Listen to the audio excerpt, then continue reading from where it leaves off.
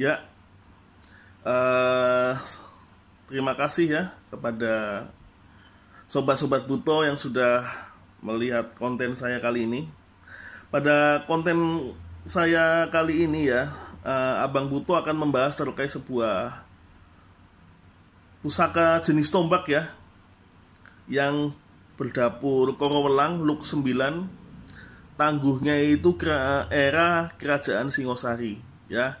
Kalau zaman dulu sebelum dikenal seperti sekarang, nama Singosari itu lebih banyak dikenal dengan sebutan Kerajaan Tumapel, yaitu lokasinya ya sekitar berada di Malang lah, Jawa Timur ya.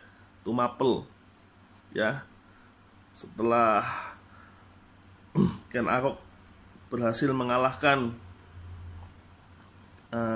Raja Kertajaya dari Kediri dan mendirikan wangsa kerajaan baru, yaitu Wangsa Rajasa ya, era kerajaan Singosari. Dari bilahnya sangat khas sekali ya garapan era Singosari ya. Kerajaan Singosari itu dulu itu sebenarnya adalah nama sebuah ibu kota ya. Ibu kotanya itu Kutaraja Singosari ya. Namun ketika di era Raja Wisnuwardana, nama ibu kota kerajaan Singosari akhirnya digunakan sebagai nama kerajaan, menggantikan nama kerajaan Tumapel. Dan itu terus dipakai hingga anaknya ya yang menaiki tahta, yaitu Raja Kertanegara, salah satu raja terbesar kerajaan Singosari yang berani menantang kedidakdayaan kekuatan besar dari timur, yaitu dinasti Yuan Mongol di bawah Raja Kubilai Khan ya. Ketika itu Kaisar Kubilai Khan ya. Ini tombak bisa dilihat ya, metalurgi tempa kerisnya ya sangat khas Singosari, sangat khas. Dimana itu bilahnya itu seperti batu sabak ya. Nih seperti batu sabak, bisa dilihat ya. Nah ini pamornya, seperti batu sabak ya. Ini sangat tua sekali ya, abad ke-13 ini, sangat tua lumayan. Tuh ya, pamornya lumer ya, pamornya lumer. Di sini lihat pesinya ya. Jika dilihat pesinya ini sudah, ini melintir ya. Dilihat dari pesinya ini sudah agak sedikit membulat ya.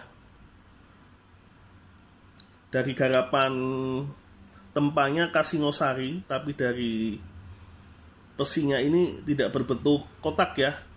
Kalau era-era Singosari awal ya, era-era Singosari awal atau peralihan dari era Kediri ke Singosari, biasanya kotaknya kotak, masih kotak ini ya, kayak kotak kubus itu ya kalau dilihat pesinya.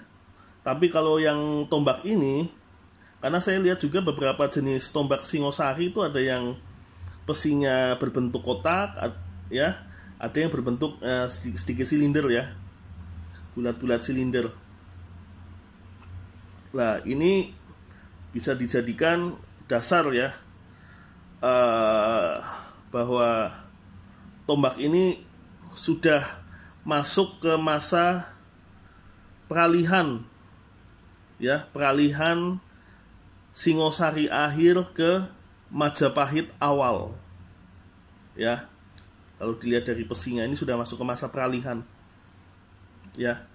Karena kalau yang saya ada beberapa koleksi tombak saya yang era Singosari tapi yang masih berbentuk kotak sininya, apa Pesinya itu masih era-era Singosari awal atau era-era Kediri ya, peralihan Kediri ke Singosari. Kalau yang ini sudah masa peralihan ke Majapahit ya. Nah, bisa lihat ya garapan tempanya ya. Ini sangat indah sekali. Ini pamornya. Ini pamornya ya. Ini kalau dilihat pamornya ini gradasi warnanya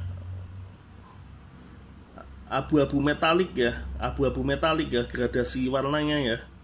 Ini bisa diduga ya, ini baru dugaan ya. Tapi kalau untuk lebih ilmiahnya mungkin diteliti di lab melalui sinar X-ray ya, baru bisa diketahui kadar komposisi logamnya ya. Tapi kalau yang saya perhatikan ini pamornya termasuk pamor meteorit ya. Pamor meteorit itu pamor batu meteor yang jatuh ke bumi. Ya, dilihat dari gradasi pamornya itu abu-abu metalik. Nih, perhatikan ya, abu-abu metalik ya. Dan pamornya ketika diraba sangat tajam sekali. Nih tajam sekali. Nih. Tajam, ketika diraba tajam ya. Ini kalau saya perhatikan ini pamor meteor ya, pamor jenis meteor. Dan setahu saya tombak itu di zaman dulu digunakan untuk perang selain keris ya. Kalau keris zaman dulu tuh lebih banyak sebagai ageman, dan baru dikeluarkan itu ketika saat bertanding duel ya, 1 lawan 1. Tapi kalau tombak ini biasanya digunakan untuk pertempuran, memang buat perang. Dilihat dari material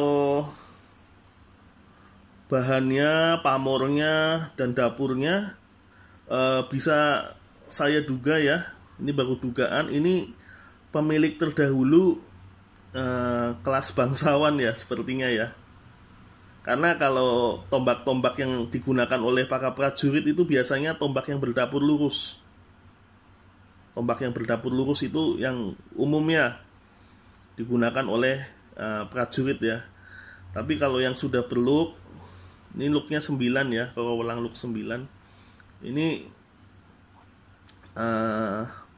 tombak yang diperuntukkan untuk yang memiliki jabatan atau petinggi lah ya di era itu. Apalagi bahan pamornya ya, ini abu-abu metalik ya, abu-abu metalik ya. Saya yakin ini pamornya memang kandungan besi ya, ferrum ya, kandungan besi, karena ada metalik-metaliknya. Itu saya menduganya ini pamor dari bahan meteorit ya, meteor ya, dari batu meteor yang jatuh ke bumi. Ada juga beberapa pamor yang memang dibuat dari nikel ya. Kalau pamor yang dibuat dari nikel biasanya itu warnanya itu keperakan ya, warnanya warna putih perak, tidak ada nuansa metaliknya. Kalau ada nuansa metalik hologramnya, biasanya ya itu salah satu indikator dari jenis-jenis bahan logam yang berasal dari batuan meteorit ya. Lihat ini di baliknya ya, tombaknya ya, sangat indah sekali ya. Dan tombak ini ya karena ini berada di era Singosari akhir, itu ya di era masa Raja Kertanegara ya, di saat melakukan politik ekspedisi Pamalayu ketika itu ya. Nah, itu antara rentan waktu tahun 1275 sampai tahun 1286. Jadi ekspedisi Pamalayu ini sebuah ekspedisi militer untuk menjalin aliansi fakta pertahanan bersama guna menghadang ekspansi kerajaan Mongol yang akan menyerang Nusantara ya, akan menyerang Nusantara. Ya, jadi kala itu Raja Kertanegara ya mengirim rombongan militer, ekspedisi militer dipimpin oleh salah satu panglimanya ya, Kebu Anabrang ke Sumatera. Itu menjalin hubungan persahabatan dan persekutuan dengan kerajaan Melayu Dharmasraya